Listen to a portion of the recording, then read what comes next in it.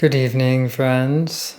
It is night number 20 on the Elul Screen challenge, journeying our way to the new year, to Rosh Hashanah, reading passages currently from Inner Work of Adat Hashem, the teachings of Rav Ashlag. Page 35.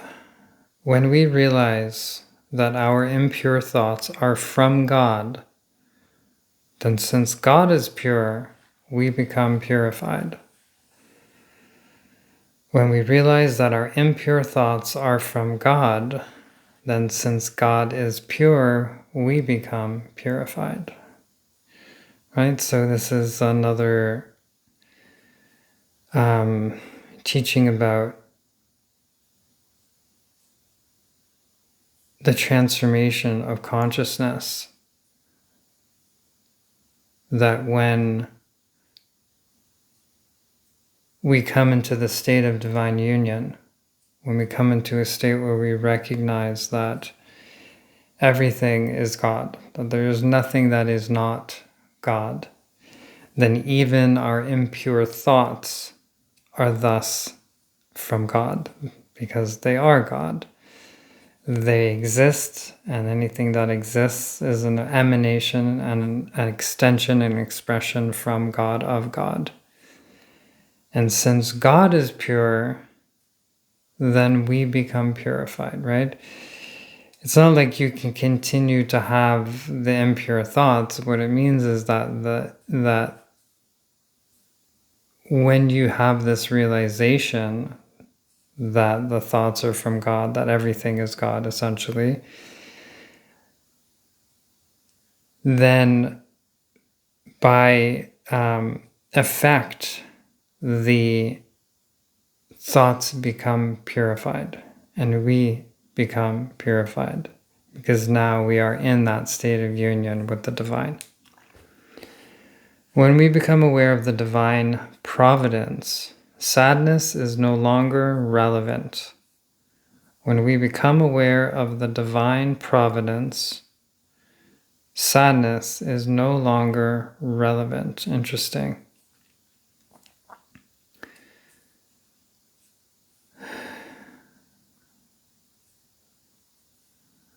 It's not shayach. It's not relevant.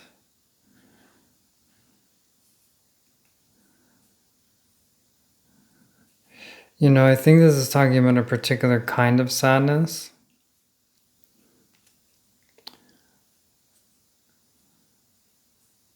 Kind of like,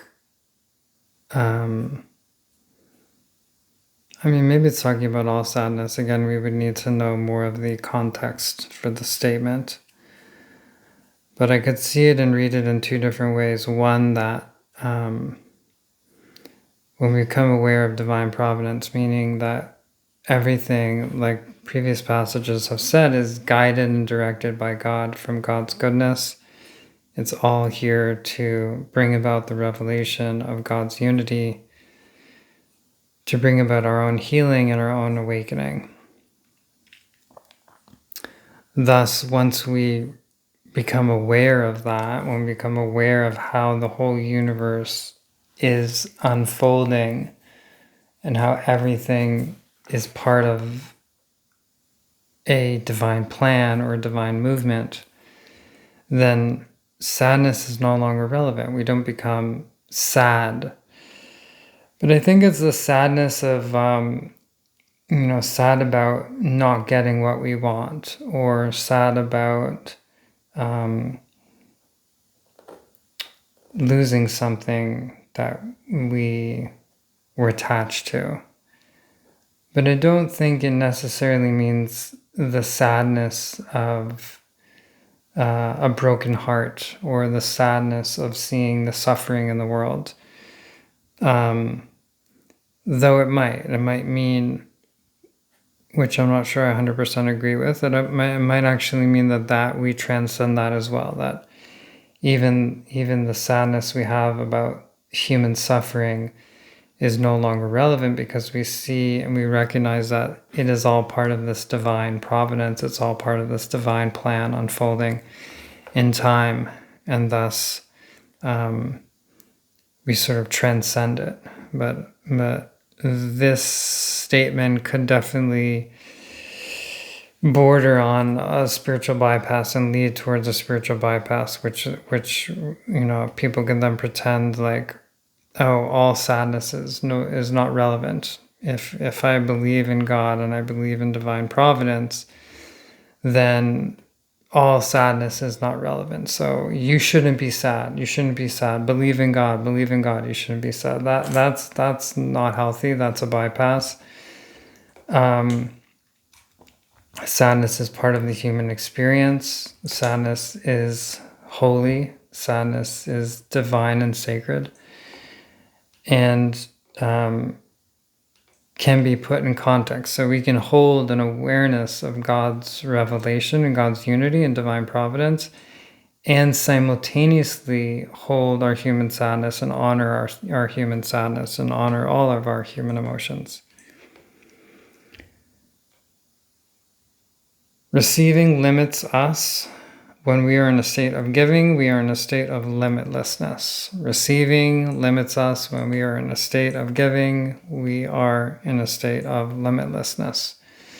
This is similar to previous passages about what limits us and what is limitless. And giving is a state of limitlessness because we are in form with the Creator, meaning we are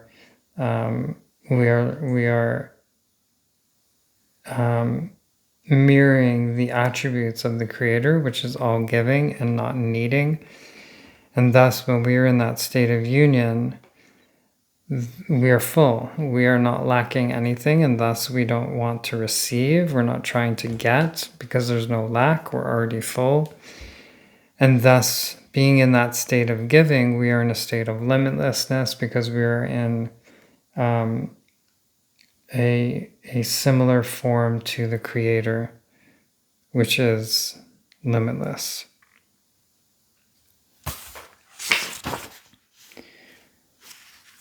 When we are in a state of giving and believing, there is no limitation, as no being or situation in the world can cause us to feel limited when we want to give. Therefore, the consciousness of giving is called freedom. So similar to the last passage, when we are in a state of giving and believing, meaning emunah, when we are in a state of embodied faith, there is no limitation. Right? Like we said before, when you're in a state of giving, you're in a similarity of form to the Creator. You have no lack, you're full, and you only want to give. The only movement really is giving and supporting, loving others as extensions of the divine, as connected to you, wanting their benefit because they are a part of you. As no being or situation in the world can cause us to feel limited. So nothing, no being or any situation in the world can cause us to feel limited when we want to give, when we're in that state of similarity of form to the Creator. There is no being or situation that can cause us to feel limited. Therefore, the consciousness of giving is also called freedom, right? It's called liberation. That's liberation. That's what in the Western philosophies are called liberation. When you are liberated from your own self-centered desires, your own self-centered needs, and you come to a place of fullness through union with the divine, then you are liberated. You're liberated from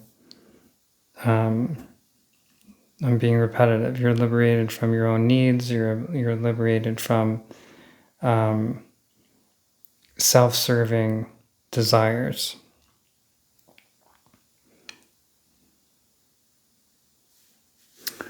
A main aspect of spiritual work. Oh, sorry, I skipped. The fuel for the spiritual work of emunah, transcending understanding, is the light of Torah. The fuel for the spiritual work of emunah, which is transcending understanding, is the light of the Torah, right? So we're trying to do the spiritual work of Emunah, which is embodied faith. Having the embodied faith that everything is an extension and manifestation of the divine. We are not separate from God. We are extensions and expressions of God. We're trying to do that spiritual work, and the fuel for that spiritual work is the light of the Torah. And what he's saying is that the spiritual work of Emunah, i.e., meaning transcending understanding, right? That Emunah, embodied faith, is a state that transcends cognitive understanding. It transcends anything you can figure out with your mind. It goes into it's a state of being. I would say that embodied faith is synonymous with being. So the spiritual work of embodied faith, of being, or of transcending understanding is the light of the Torah. And the light of the Torah is the Kabbalah. It is the spiritual teachings of the Kabbalah. It is the spiritual work of overcoming, receiving for one's own self, and becoming a giver. The essence of every person is exactly the same.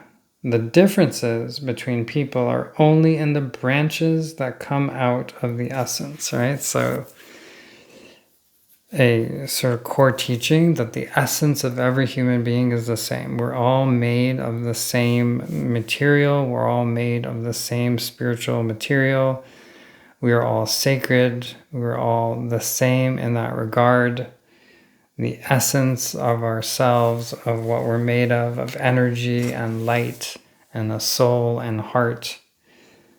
The essence of every person is exactly the same. The differences between people are only in the branches that come out of the essence, right? So it's a metaphor, the root and the branches. The root is the same. The branches express differentiation. They express differences, which are our personalities, which are all the unique differences of every human being in the manifest world. Each person's spiritual work is different and is able to reveal a unique revelation of God. So each person's spiritual work is different and thus is able to reveal a unique revelation of God.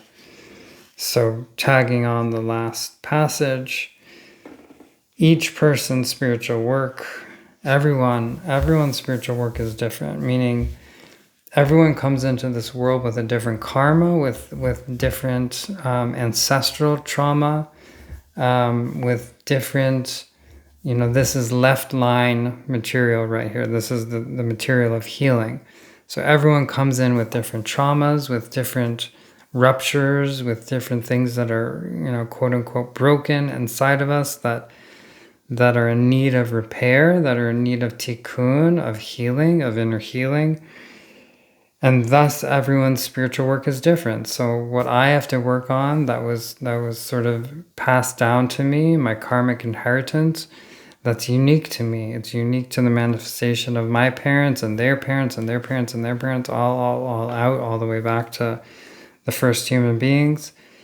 And that material is passed down from generation to generation, and each generation has the opportunity to walk on the healing path, to face their material, to face their wounds, to face their traumas, both personal and ancestral and cultural.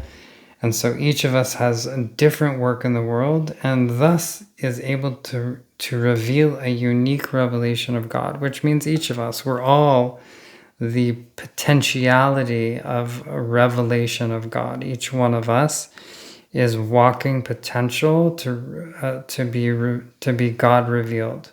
Through our healing and our awakening, we reveal God in the world. When I awaken, that is my own revelation of God through this being, through this person, through this body and soul and heart, united as one, that this is a unique revelation of God. So each of us has our work to do in order to be that unique revelation of God, to reveal God through us. And that is our main responsibility, not our neighbor, not our family members, not our spouse, not our anyone.